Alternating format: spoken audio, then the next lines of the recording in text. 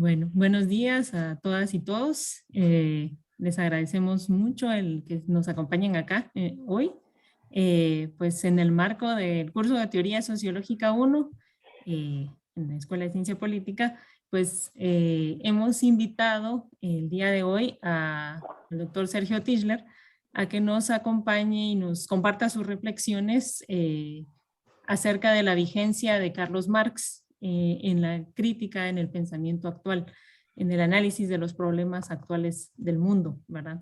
Y pues le agradecemos mucho que nos brinde un espacio de su tiempo el día de hoy.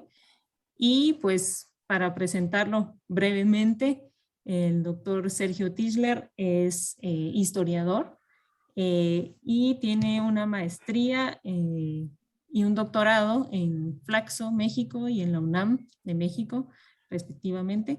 Es profesor investigador de la Benemérita Universidad Autónoma de Puebla actualmente, y pues tiene muchísimos trabajos de investigación, entre los más conocidos, Guatemala 1944, Crisis y Revolución, Ocaso y Quiebre de una forma estatal, que quizá muchos y muchas de ustedes lo han leído en los cursos de la escuela. Eh, y pues sin más preámbulo le dejamos el uso de la palabra porque tenemos que terminar a las 11:30 porque él tiene un compromiso. Entonces, le dejamos la palabra, pienso yo que pueden ser 40 minutos de exposición suya y después pues abrimos el espacio para preguntas. Entonces, pues muchas gracias y bienvenido. Bueno, muchas gracias Alejandra, muchas gracias a todos los organizadores de este evento. Digo, se me acaba de romper la pata ¿cómo se llama? Los anteojos, un poco como doblado. Yo creo que me voy a tener que quitar porque realmente son muy molestos. A ver si puedo ver. Bueno, a ver, yo quisiera plantear obviamente como la discusión de Marx es complejísima, pueden haber seminarios simplemente sobre el pensamiento de Marx, la actualidad de él, etcétera, etcétera. Aquí en la maestría se da un trimestre completo y antes se daba un semestre completo simplemente Marx, ¿sí? Y particularmente el estudio, digamos, a partir del análisis del doble carácter del trabajo, ¿sí? La dominación objetiva, la cuestión del fetichismo, etcétera. Y, bueno, Marx, digamos, es un gran pensador que nos permite pensar críticamente el mundo actual, nos parece, ¿no? Aquí me voy a referir a algunos puntos que me parecen importantes para rematar en una pequeña introducción a lo que sería el concepto de trabajo, que me parece que son los más discutidos en la actualidad, el doble carácter del trabajo. Digamos, hay grandes pensadores que hacen, digamos, a partir precisamente del análisis de la categoría trabajo, hacen la crítica, digamos, al capitalismo en la actualidad, que es una crítica bastante diferente a la crítica que se hacía tradicionalmente dentro de lo que se conoció como la tradición del marxismo-leninismo y también la tradición de la Segunda Internacional, ¿no? A esto me voy a referir muy brevemente. Que la categoría de trabajo es fundamental, la dominación, el concepto de dominación objetiva también es fundamental para entender las relaciones sociales en la actualidad, las relaciones sociales capitalistas, ¿sí? El concepto de cosificación también es fundamental, o de reificación es fundamental para también entender la naturaleza de la dominación en estas sociedades, ¿no? Entonces, esos van a ser los puntos en que voy a rematar como para que ustedes sigan discutiendo este tipo de temas, ¿verdad? En primer lugar, entonces, si es una breve introducción a esto, me parece que si uno hiciera la pregunta, ¿es vigente hoy Marx? Mi respuesta sería abiertamente sí, ¿sí? Si tenemos en cuenta fundamentalmente que este es un mundo dominado por la acumulación de capital, por la ganancia, dominado por el dinero, ¿sí? y que es un mundo potencialmente catastrófico que está haciendo así. El proceso de acumulación capitalista hoy exacerbado es un proceso de destrucción masiva del planeta. Ya tenemos la evidencia, digamos, incluso de la posibilidad de destrucción precisamente de la humanidad a partir de la destrucción de las condiciones naturales de vida, ¿no? Entonces, esto es algo que se puede, digamos, que está, digamos, que es parte del análisis que hizo Marx al proceso de acumulación de capital como un sistema, ¿sí?, social, o como una lógica social que tenía estas características. Por un lado, una lógica que desarrollaba fuerzas productivas y por otro lado, una lógica que era potencialmente destructiva en el periodo del siglo XIX, donde no se presentaba este asunto todavía de la crisis ecológica, ¿sí?, y que hoy la tenemos, digamos, la estamos viviendo, ¿no? Entonces, me parece que si uno se pregunta, ¿es vigente o no? Obviamente que la crítica y el análisis que hace Marx a la relación capitalista, ¿sí?, no al capitalismo del siglo XIX exactamente, que él analizó empíricamente, sino al análisis del capital como una lógica social con características específicas, me parece que es completamente, digamos, acertada la posición, digamos, que tiene más respecto a esta lógica que sigue reproduciéndose el día de hoy, ahora con características muy agresivas y muy destructivas. Eso sería un primer punto. Hay una cuestión que también me parece importante. Me parece importante decir que ¿qué es de Marx? Uno podría preguntarse, ¿sí?, a partir precisamente de la crisis del socialismo real. Esta es una pregunta que siempre se hace. O, mejor dicho, ¿qué queda de Marx? Podríamos llamar, después de la eclosión de la ex Unión Soviética. Una gran cantidad de científicos sociales, etcétera, etcétera, han planteado que la caída de la Unión Soviética equivale prácticamente a el derrumbe del pensamiento de Marx y que este pensamiento hoy es una ruina histórica o es un pensamiento que simplemente se puede recordar como digamos, una especie, incluso hasta de pesadilla de la humanidad. En el sentido de que las consecuencias del pensamiento de Marx, digamos, son consecuencias que se materializaron en el fenómeno del socialismo real, ¿sí?, y que el derrumbe de este socialismo, la crisis derrumbe, pues, digamos, es la crisis y el derrumbe del pensamiento de Marx. Yo considero que esto es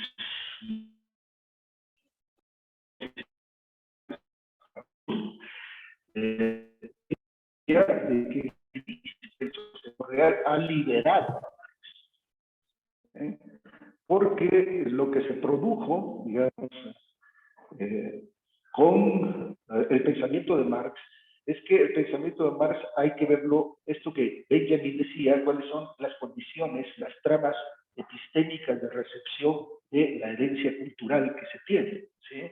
Si tomamos a Marx, digamos, como un teórico fundamental, uno tiene que hacer una interpretación de cuáles son las condiciones de recepción que se tiene una determinada teoría o la teoría de Marx.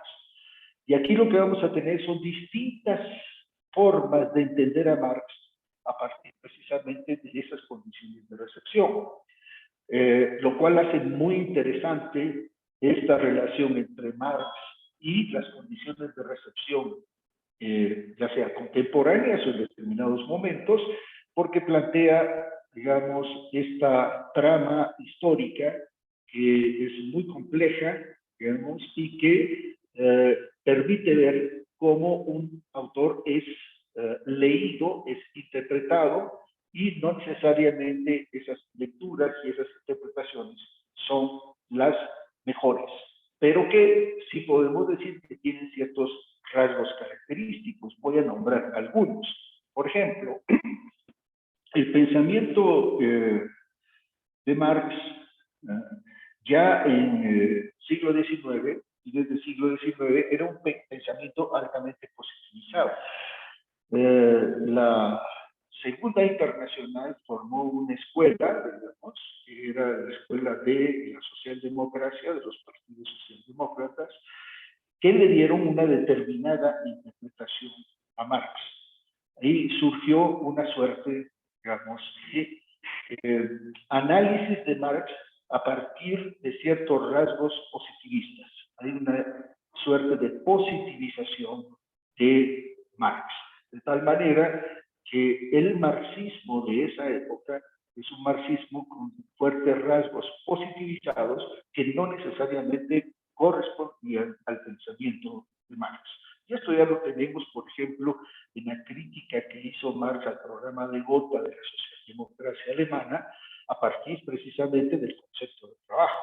Si la socialdemocracia creía de que la humanidad se iba a emancipar, digamos, o el comunismo, que digamos, era, digamos, el despliegue del concepto de trabajo, la realización del concepto de trabajo, ¿sí?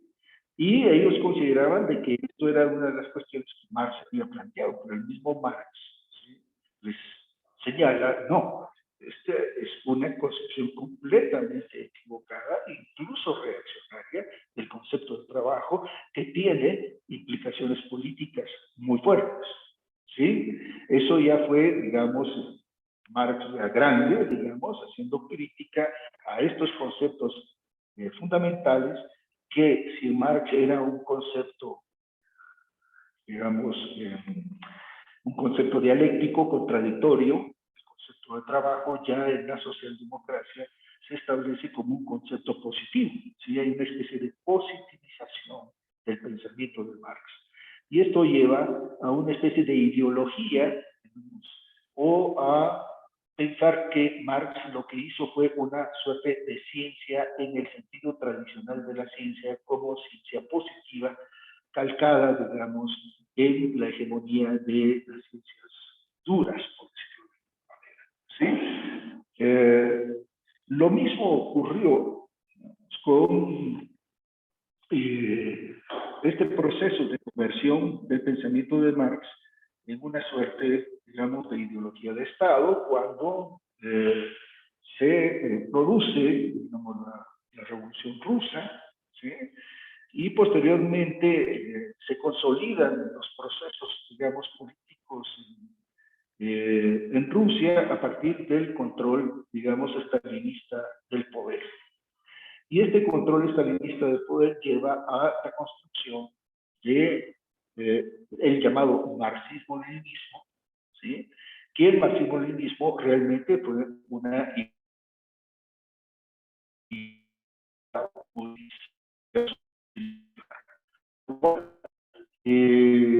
también como el fenómeno que les dije, de la internacional, como un fenómeno, digamos, de condiciones de recepción positivizantes, las condiciones también de recepción de Marx en el periodo de esta revolución rusa son condiciones de recepción específicas que tienen que ver con la necesidad de legitimar el sistema energético. De tal manera que el marxismo-leninismo como tal surge como una ideología, digamos, y surge como una ideología que necesita tener una narrativa sobre la historia. La historia va en línea, digamos, del progreso, y esta línea del progreso necesariamente perdón, permítanme, voy a... Ya, ya me concentré. esta línea de progreso va a plantear de que el socialismo y el comunismo son como etapas necesarias del desarrollo de la humanidad, ¿sí? De tal manera de que la historia marcha en esa dirección. Hay un concepto de tiempo, digamos, en el cual, digamos, se plantea de que la historia marcha en la dirección del socialismo y posteriormente del comunismo, y esto está planteado, digamos, a partir de un análisis que se hace del materialismo histórico y otro que se hace a partir de la dialéctica, ¿sí?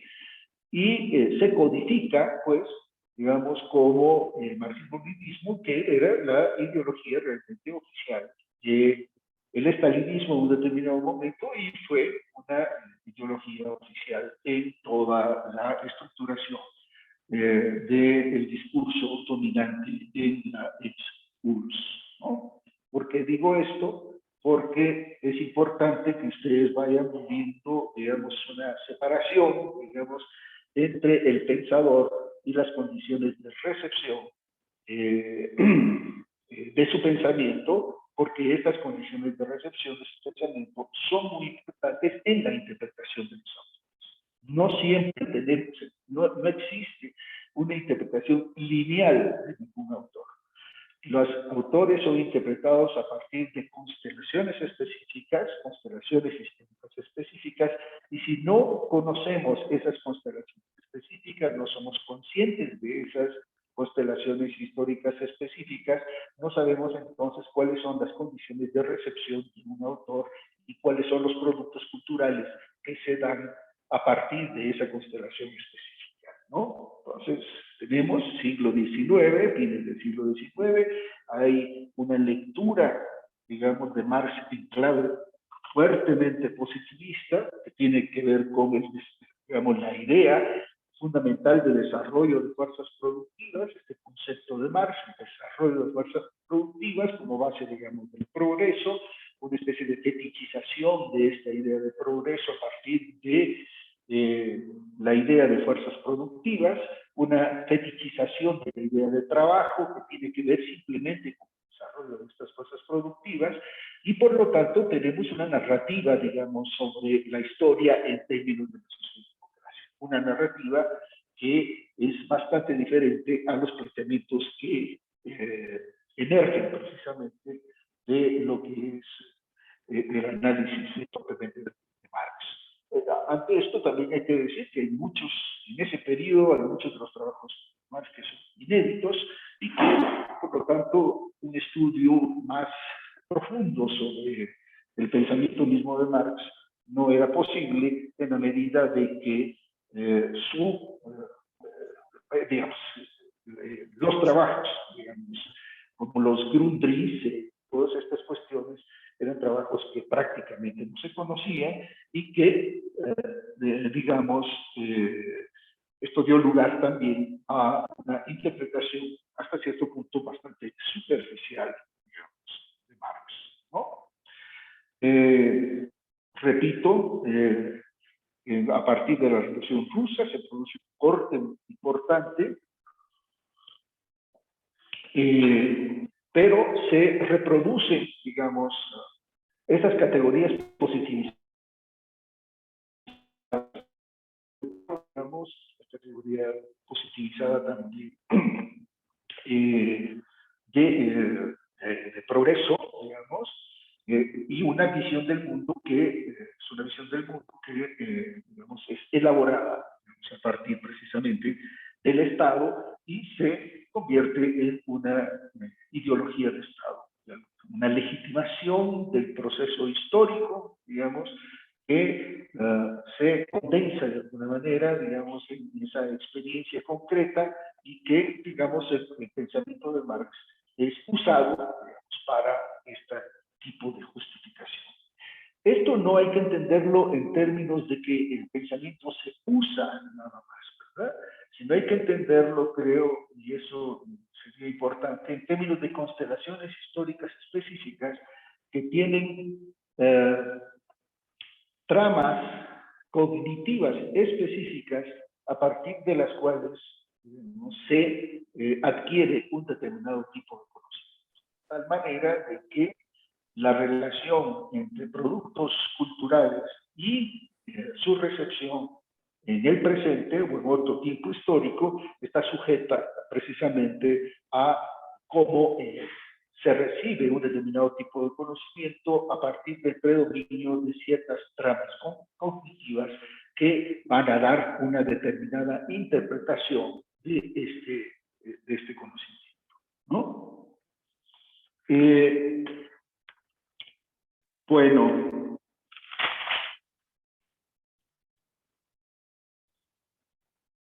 sin embargo, cuando decimos que en la Segunda Internacional, no quiero hacer, digamos, historia de esto, ¿no?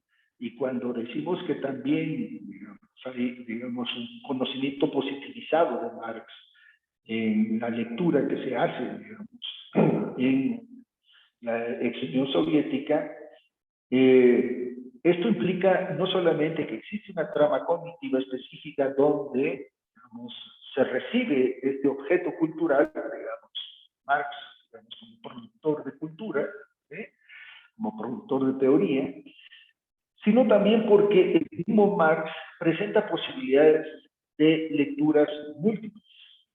No tan múltiples, pero sí de,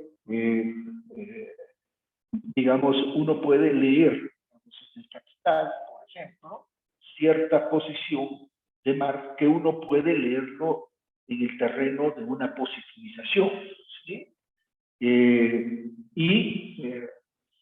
Esto hay que tenerlo en cuenta. Entonces, por ejemplo, este proceso de positivización del marxismo, desde ya la Segunda Internacional, es que el marxismo se volvió una suerte de ciencia, ¿sí?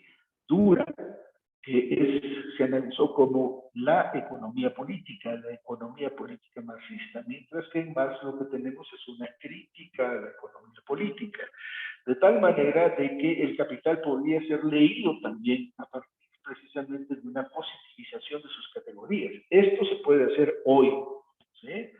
Pero, digamos, lo que actualmente se retoma es fundamentalmente una crítica a esta positivización de las categorías y rescatar en Marx el trabajo complejo que tiene de cómo las categorías en Marx son categorías dialécticas, son categorías contradictorias que no tienen nada que ver con un proceso con una lectura positivista de las mismas, ¿no? Esta lectura positivista la podemos encontrar, digamos, o lo podemos leer así también en ciertas partes, digamos, de Marx, ¿sí? Efectivamente, pero son las partes, digamos, que pueden, que extrayéndolas, metiéndolas dentro de una trama cognitiva positivizante, pueden, digamos, estructurar un discurso en esta perspectiva, ¿no? Esto también hay que dejarlo así, planteado, ¿no? Entonces, no es simplemente de que el autor sea visto o leído en una trama cognitiva específica, ¿verdad? Hasta cierto punto, digamos, como que pudiera ser leído por fuera de su propia lectura de argumentación, sino que la estructura de la argumentación del propio autor puede permitir diversas lecturas. Sí, en el caso de Marx, una lectura positivizante podría ser desarrollada, ¿no? ¿Sí? Como lo hizo la Segunda Internacional y como lo hizo precisamente el proceso ideológico de la ex Unión Soviética, ¿no?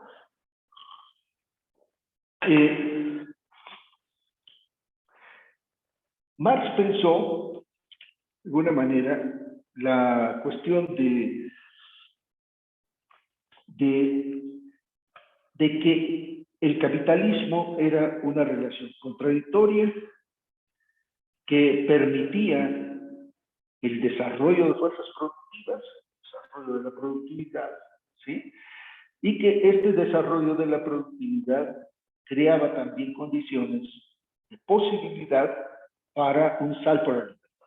¿Sí? Esa era, digamos, la idea, digamos, que tiene Marx, ¿no? De tal manera que el proceso de acumulación capitalista era un proceso de acumulación, como él lo veía, que creaba también condiciones de posibilidad para una transformación radical del mundo y hacer un salto, digamos, del imperio de la necesidad al imperio de la libertad. Es decir, Marx veía al capitalismo con esta posibilidad. Que el capitalismo tenía, digamos, por decirlo así, una temporalidad específica muy diferente a la temporalidad de las formas no capitalistas, en las cuales el desarrollo del tiempo implicaba precisamente un despliegue de la productividad del trabajo, ¿sí? Esta productividad del trabajo se desarrollaba en, digamos, los procesos de acumulación de capital, pero que estos procesos de acumulación de capital iban a crear cierto tipo de condiciones materiales para una emancipación de la humanidad. Poder salir y la panadería, porque, o sea, ¿Perdón? No, era Bueno, alguien que tenía su micrófono encendido, pero ya lo desactivamos. bueno, perdón. Yo creo que esta es una idea sumamente importante, ¿no? Porque nos dice, en primer lugar, de que él sí pensó de que el capitalismo tenía una relación social que tenía cuestiones de carácter productivas, es decir, el desarrollo de la productividad del trabajo, ¿sí? Y que sí, el desarrollo de la productividad del trabajo creaba condiciones para que la humanidad se pudiera, digamos, emancipar del reino de la necesidad en que vivía, ¿sí? Y pasara, digamos, al reino de la libertad, y él consideraba de que este reino de la libertad era el mundo, ¿sí? Entonces, que el capitalismo se generaban ciertas condiciones materiales, que posibilitaban ese tránsito de la esfera de la necesidad a la esfera, digamos, de la libertad, ¿sí? Entonces, lo que estamos viendo en esta observación, que yo creo que es importante tenerla en cuenta, es una visión de la historia de Marx, que no implica de ninguna manera un proceso lineal en el cual se va a llegar al comunismo o al socialismo, digamos, ¿sí? Más bien el hablar del comunismo, obviamente, que va a llegar de una manera mecánica. Simplemente es lo que él planteaba, es que el desarrollo de la productividad del trabajo creaba ciertas condiciones que permitían este tránsito de la esfera de la necesidad, la esfera del trabajo, a la esfera de la libertad.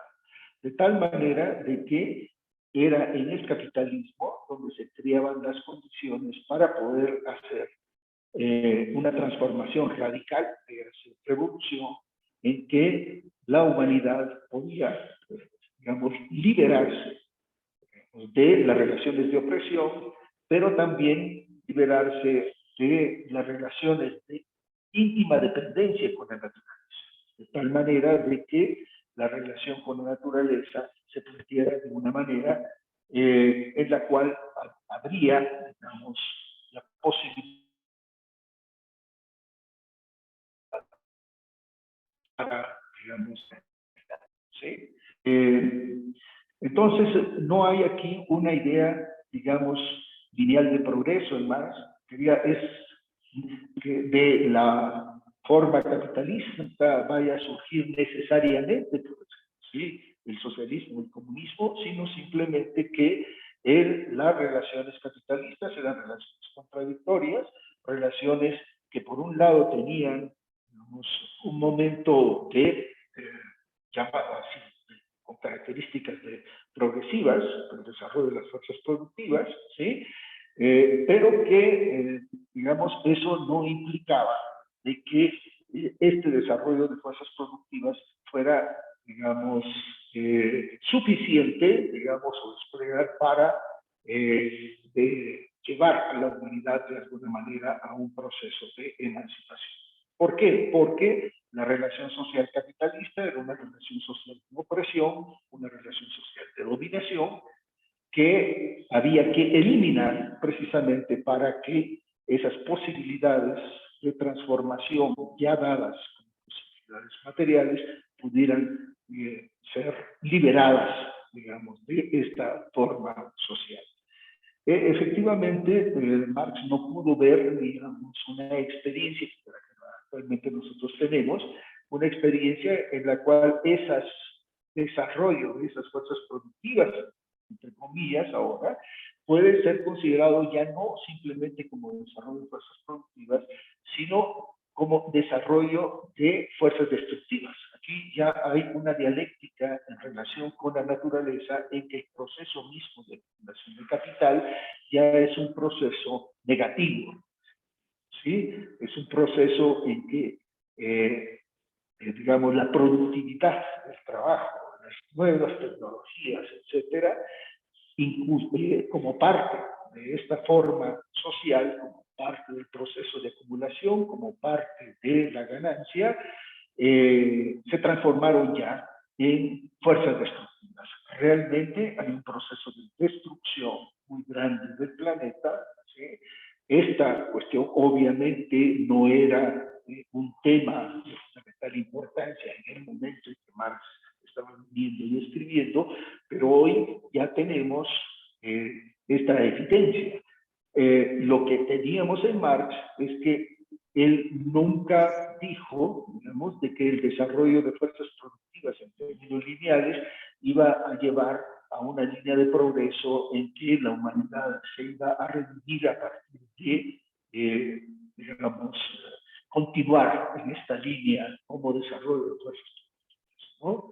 Sino que dijo que esto era una cuestión completamente contradictoria, como es el concepto mismo del trabajo, que es un concepto, digamos, que tiene que ver con esta contradicción entre productividad y la forma social en que esta productividad se organiza, ¿sí? Y esta organización como una lógica social implica un proceso de acumulación de capital, implica una lógica de la ganancia, implica una cosificación de las relaciones sociales, que es lo que estamos viendo hoy como un sistema completamente destructivo, ¿no? Entonces, donde podríamos llamar la fuerza productiva se convierte en una fuerza destructiva.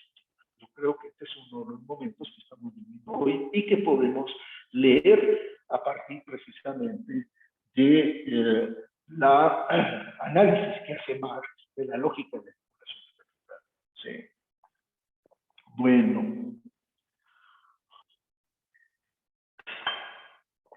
¿Qué horas son? Las 11:06 o las 12:06 para usted. Entonces, como que nos quedarían como 10 minutos, ¿no?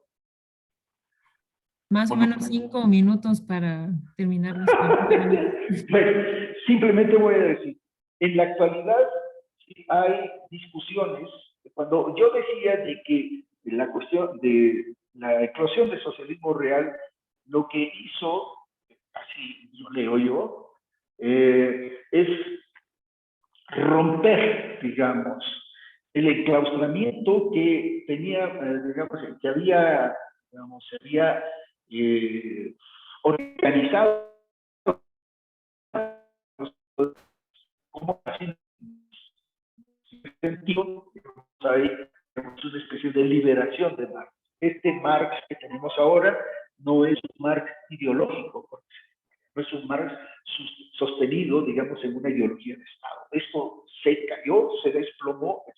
¿Sí? Muchos de los marxismos que llegaron a nosotros eran marxismos de manual, ¿sí? Marxismos ya sea codificados como manuales por la Academia de Ciencias de la URSS, o codificados como manuales también de estilo Marta Hartweg, de una manera un poco más sofisticada a partir de una posición estructuralista, digamos, pero eran, digamos, manuales que en el fondo lo que planteaban era una especie como de procesos, digamos, de masas, digamos, ideológicos, ¿verdad? Entonces, en el día de hoy, ahora, lo que tenemos son grandes discusiones. Estas grandes discusiones están alrededor del concepto de trabajo. Podemos encontrar varias de ellas. Yo recomiendo de que se estudie a Moishe Postone, por ejemplo, que escribió un libro muy importante sobre una reconstrucción crítica del pensamiento de Marx, que se llama Disciplina, Trabajo, Tiempo, Trabajo y Dominación Social. ¿Sí? Ese es un gran trabajo. Tiene una perspectiva muy especial respecto al concepto de trabajo en Marx, pero donde desarrolla la idea de que el socialismo, por ejemplo, nunca entendió bien la categoría de trabajo abstracto, digamos que está, digamos, la que articula, digamos, el concepto de trabajo en Marx, y que por ese desconocimiento se creyó que el socialismo era una simple redistribución, digamos, del ingreso, y no una, digamos, una práctica política y económica que tenía que superar la categoría de trabajo. ¿Sí? Entonces, si en el marxismo-leninismo y el marxismo, digamos, de la Segunda Internacional, el concepto de trabajo era un concepto positivizado, incluso un concepto hasta ontologizado, como categoría ontológica transhistórica, estos tipos de enfoque actuales rompen con esa idea, ¿no? Y plantean el doble carácter del trabajo o la categoría misma de trabajo como una característica específica de las relaciones capitalistas, una categoría contradictoria, una categoría que tiene que ver con el doble carácter del trabajo, es decir, el trabajo concreto y el trabajo abstracto, y que las relaciones de dominación son relaciones montadas precisamente sobre el trabajo, que por lo tanto, en términos políticos, lo que se presenta no es la prolongación de la categoría de trabajo como vista como desarrollo de fuerzas productivas nada más, sino fundamentalmente como abolición del trabajo. ¿Sí? Una sociedad emancipada es una sociedad que no se puede crear sobre la base de este tipo de trabajo, ¿sí? Sino que hay que romper con el trabajo como esta categoría montada, digamos, o esta relación social, mejor dicho, donde existe el trabajo concreto y el trabajo abstracto, este carácter dual del trabajo, que, digamos, hay que romper con esa categoría y cambiar un proceso, digamos, distinto, porque la categoría misma del trabajo es una categoría de dominación. Aquí entramos al plano del tema de la dominación objetiva. Las relaciones en el capitalismo son relaciones objetivas de dominación. ¿Eso qué quiere decir? Es una dominación que se presenta como dominio de las cosas. Estamos en el tema de la cosificación. Las relaciones de dominación del capitalismo están mediadas por el dinero, ¿sí? Y si están mediadas por el dinero, entonces tenemos que la dominación no es una dominación directa, de cara a cara, sino es una dominación mediada por las cosas, mediada en este caso por el dinero, ¿sí? Y que esta relación de dominación es parte constitutiva del concepto mismo de trabajo, de la relación social del trabajo. De tal manera que si queremos pensar una sociedad emancipada, no la podemos pensar a partir de la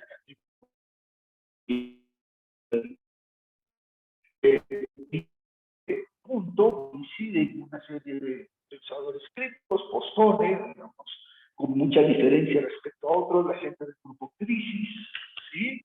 Y un texto que a mí me parece sumamente importante es el texto de mi amigo John Holloway, que quizás puede ser para mí uno de los textos claves para poder entender la crítica al concepto de trabajo, la crítica al concepto de emancipación, para entender la dominación social como dominación objetiva, para entender el proceso de fetichización y de reificación de las relaciones sociales, que es constitutivo precisamente del mundo capitalista y que es el mundo actual.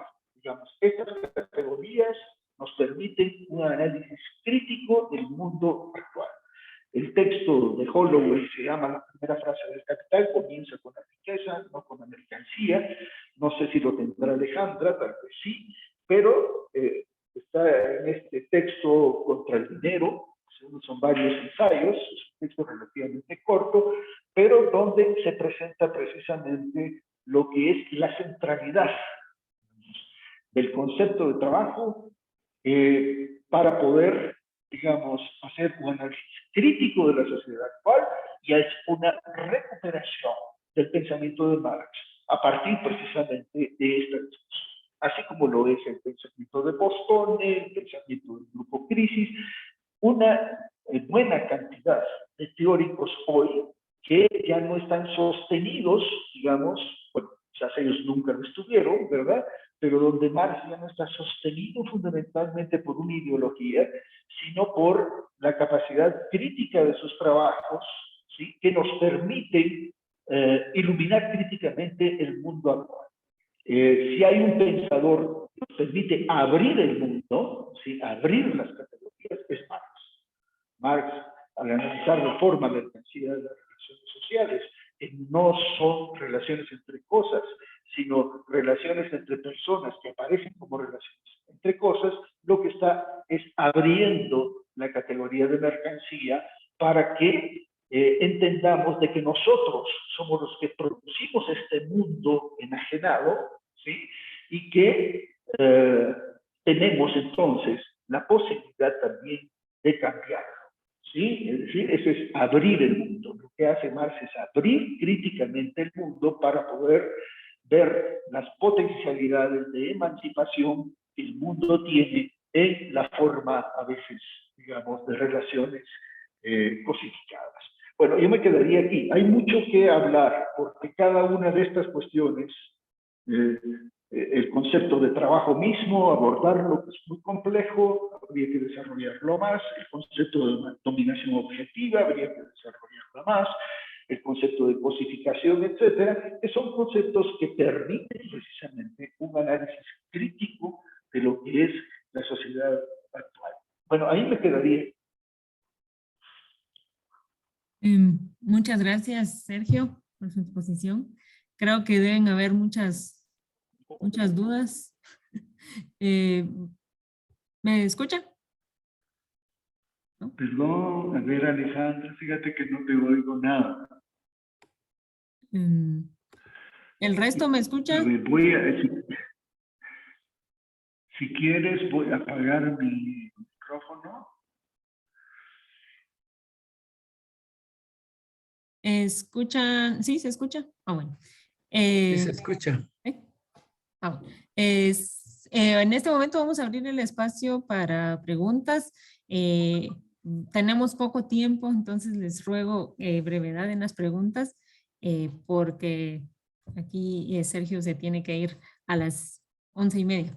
Entonces, Gloria, por favor. Buen día, doctor. Mi nombre es Mariela Obando, ya me recordará, estuve unos años en la Facultad de Ciencias. Quiero preguntarle, y siempre me llama mucho la atención, no sé si el doctor estará no te escuchando. No te escuché. Bueno, a ver, si ¿ya me escucha? Repites, por favor. Sí. Ahorita sí. Sí, le saludo. Quiero preguntarle, me llama mucho la atención por qué se ningunean a las interpretaciones de autores descoloniales, como en el caso de la interpretación de Enrique Dussel, que estuvo 10 años profundizando a Marx, no interpretaciones intermediarias de otros autores, como la interpretación de Franz Hinckelammer también y la interpretación de Juan José Bautista de Marx.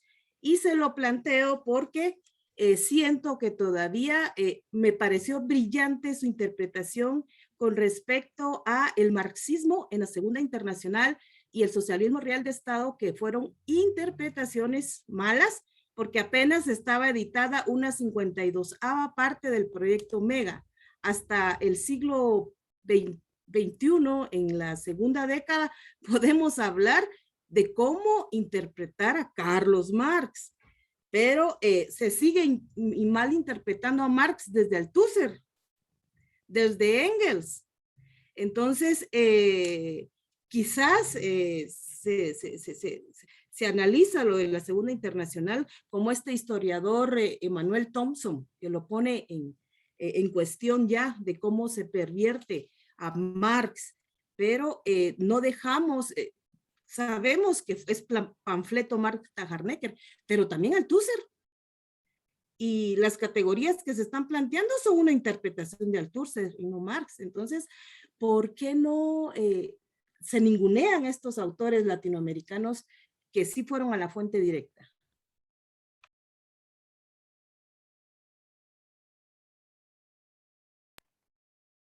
Bueno, yo respondería así. Yo no creo, digamos, que personalmente, digamos, o hoy, digamos, se ninguneen estos autores. Yo creo que estos autores son parte de una constelación, digamos,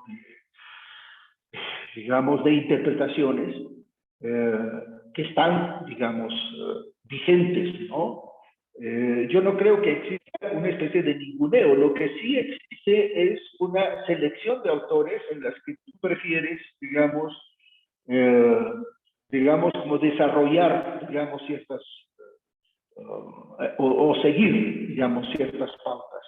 Desde mi punto de vista, para mí es muy importante el trabajo de Postone, por ejemplo, muy importante el trabajo de Holloway, es muy importante el trabajo de las nuevas lecturas de Marx, digamos, porque son lecturas agarradas fundamentalmente a partir de un pensamiento, digamos, antiidentitario, por decirlo de alguna manera, en términos, digamos, de Adorno, ¿no?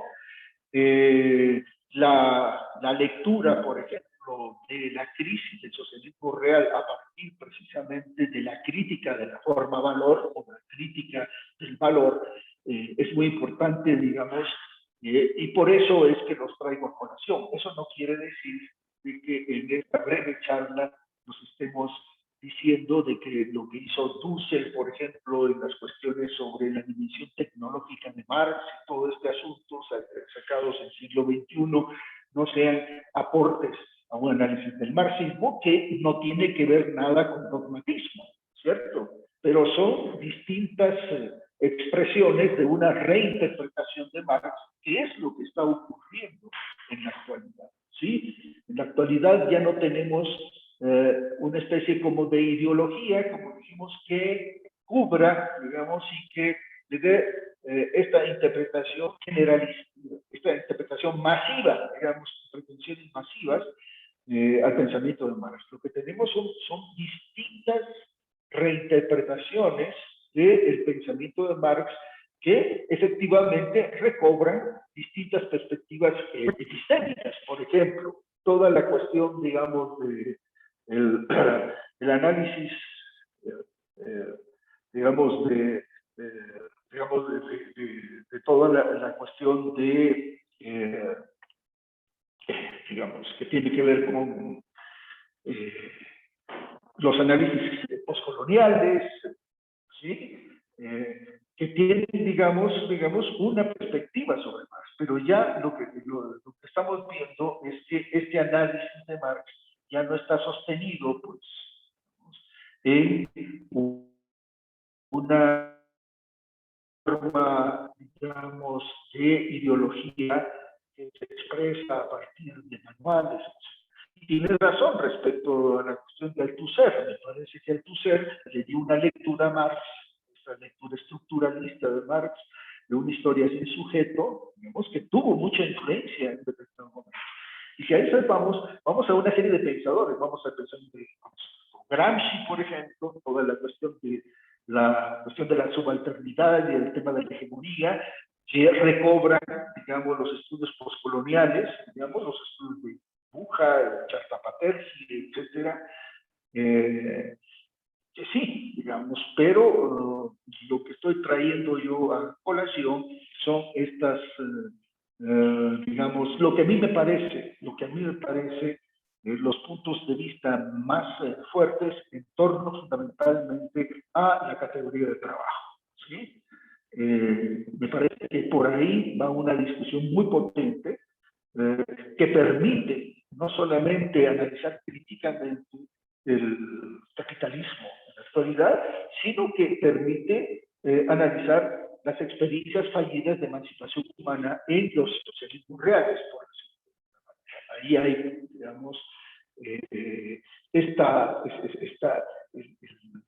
retomar, digamos, el concepto crítico del trabajo, abrir el concepto del trabajo, es fundamental para, digamos, repensar políticamente lo que es una acción de transformación social revolucionaria, por decirlo de alguna manera, ¿no? Ahí, Gracias. no sé. ¿Alguien más tiene una pregunta?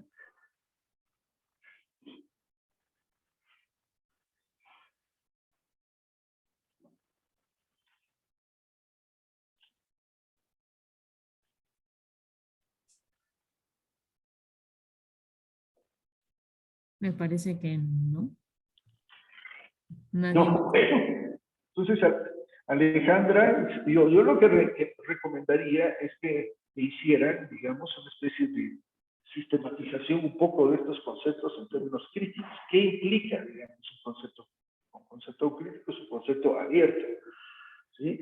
Cómo, digamos, despositivizar la interpretación del trabajo, por ejemplo, ¿sí? Y esta despositivización, ¿qué implicaciones tiene en términos del análisis de la dominación del capitalismo, del análisis precisamente de la reificación del capitalismo y de, digamos, las posibilidades de ver un mundo, digamos, a partir de la crítica, digamos, de estos conceptos, ¿cierto? Por acá De alguien tal levantó la manera, mano. Perdón. de que la crítica en Marx es una crítica inmanente, ¿sí? Es una crítica que surge de la crítica del objeto mismo, no es una crítica externa. La crítica que hace Marx, digamos, del Capital a la economía política clásica es una crítica inmanente, la crítica de los conceptos mismos a partir de las contradicciones que se presentan en la elaboración de esos conceptos, ¿no?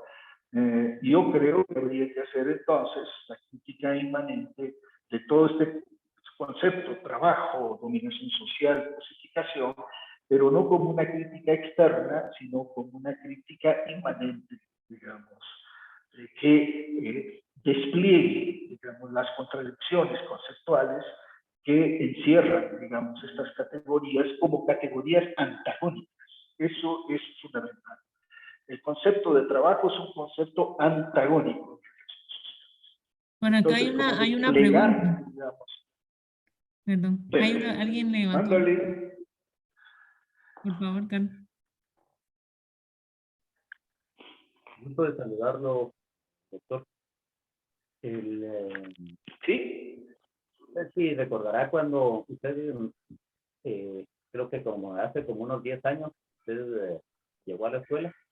Me pareció bastante interesante cuando planteaba usted que debiéramos ver el capital en lo abstracto, ¿no?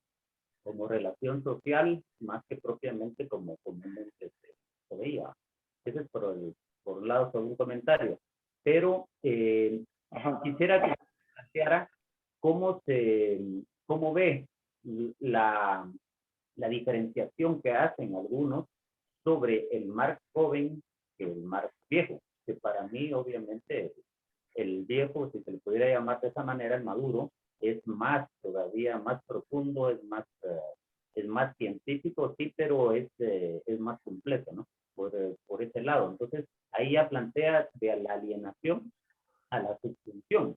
Entonces, que con lo cual es un concepto un poquito más amplio y que sería bueno que de cierta forma los estudiantes vieran que principalmente en sociología es importante la crítica a las categorías de la economía política burguesa que él hace, porque no existían las categorías necesarias para interpretar el plusvalor como lo entendían anteriormente los clásicos, que era pro value, ¿va? O sea, como ganancia, y no entender el plusvalor que se da dentro de la producción o en el mercado. Gracias. Ajá. A ver, ya casi no tengo esto, digamos, todas las cuestiones que están platicando ustedes son grandes temas. Y entonces es sumamente, digamos, es difícil, digamos, responder a todos, porque es desplegar una argumentación para la cual casi no tenemos mucho tiempo. Pero, digamos, uno, el invento de un Marx joven y un más viejo es artuseriano, lo sabemos. No estoy, digamos, muy convencido, digamos, de que eso sea, digamos, correcto. Más bien creo que no. Toda la teoría del trabajo enajenado, digamos, uno puede pensar de que es una noción completamente hegeliana todavía en los manuscritos económicos filosóficos, etcétera, etcétera, pero me parece que el desarrollo de la crítica del concepto del trabajo enajenado se encuentra desplegada, digamos, en el Capital. Y realmente el Capital es la obra cumbre de Marx, como una obra cumbre de crítica de la economía política. Esta cuestión de la plusvalía yo creo que es fundamental, efectivamente, pero habría que decir de que muchos de los trabajos de interpretación, digamos, del Capital se centraron en la categoría de plusvalía, es decir, en la categoría del análisis de cómo la fuerza de trabajo produce más valor que lo que tiene del valor de la fuerza de trabajo, ¿cierto? Entonces, este diferencial, digamos, en términos de cantidad, digamos, de trabajo, digamos, fue central en el análisis de la explotación. Pero me parece que, si bien es cierto, la relación capitalista es una relación que implica el plusvalor y es fundamental porque sin plusvalor no entendemos la ganancia, no entendemos el sistema, no entendemos el corazón del sistema. Hay que ir más allá de la categoría plusvalor porque la categoría de trabajo implica la categoría de plusvalor. Entonces, la crítica que se ha hecho fundamentalmente es la crítica de mantener la categoría positivizada de trabajo para entender la explotación como que la categoría misma de trabajo fuera neutral respecto a las relaciones de dominación. Entonces, la categoría plusvalor sí, pero como parte de la categoría trabajo, digamos, como parte del carácter actual de la categoría trabajo. Y como la categoría trabajo es una categoría contradictoria. Si lo vemos en términos positivizados, entonces no vemos muchas contradicciones en el trabajo. Las únicas contradicciones que vemos es la contradicción que tiene que ver con el excedente que se produce, que se lo apropian de manera privada los capitalistas. Pero si vemos la categoría de trabajo como constituida por antagonismo social, entonces eso nos obliga a pensar mucho más profundamente en qué consisten las relaciones de opresión y de explotación en esta sociedad que aparecen a veces como relaciones neutrales, como relaciones, digamos, que están naturalizadas, y como la categoría de trabajo también en el mismo lenguaje marxista puede naturalizarse. ¿Sí? De tal manera de que uno podría decir en las experiencias del socialismo real, entonces es una especie como de realización del trabajo a partir de la planificación, pero la realización del trabajo implicaba la prolongación de relaciones a partir de la misma. Nunca se propuso, digamos, esta idea de romper, digamos, esta forma de relación. Nosotros tenemos ya, bueno, ya podemos ver cómo el mismo Lenin, digamos, era un profundo defensor de la racionalización productiva, del taylorismo, digamos, elogiaba al taylorismo, la fábrica con organizaciones científicas del trabajo. Eso implica un proceso de positivización, ¿sí?, del trabajo, que no tiene que ver con el proceso, digamos, de autodeterminación, ¿sí?, de la sociedad y de los mismos trabajadores en la formación de categorías diferentes. Hay autores que, digamos, Holloway, por decirlo, uno de ellos, plantea el hacer contra el trabajo, digamos, como formas, digamos, de políticas antagónicas, ¿no? En todo caso, es toda una discusión abierta, ¿sí? Y una discusión abierta que está en torno, digamos, a la categoría de trabajo, a la categoría de dominación objetiva, a la categoría de cosificación, etcétera, que habría que, digamos, entenderlas mejor para ver, digamos, el proceso crítico de la sociedad que estamos viviendo, ¿no? Creo, pues.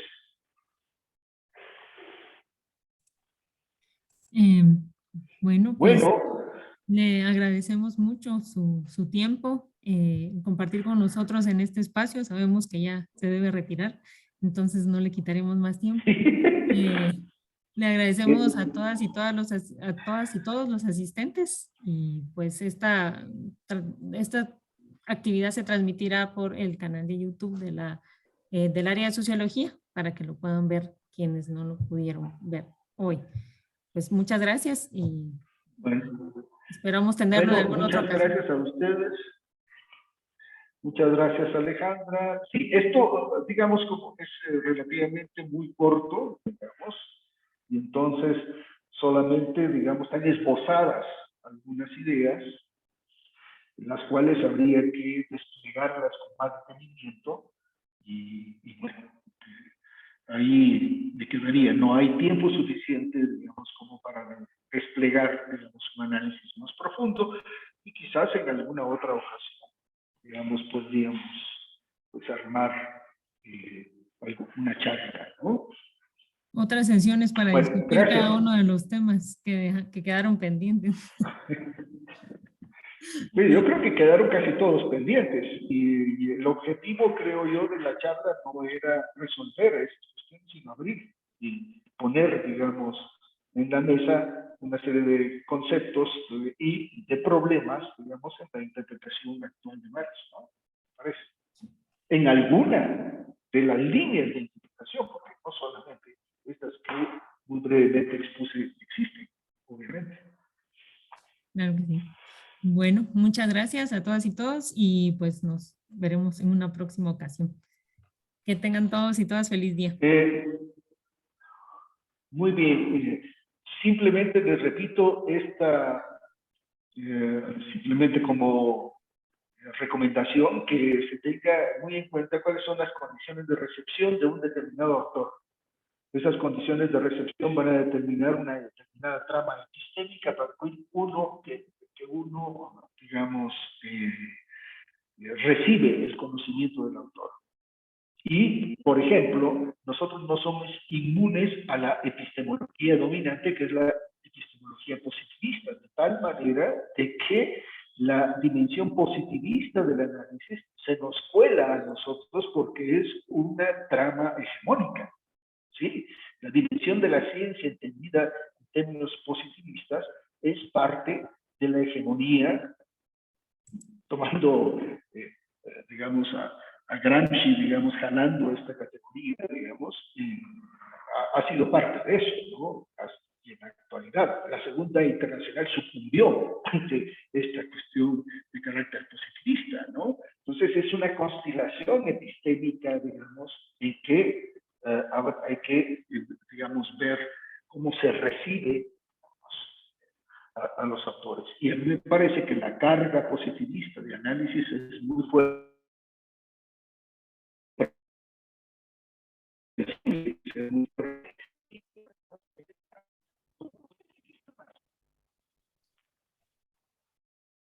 Muy bien.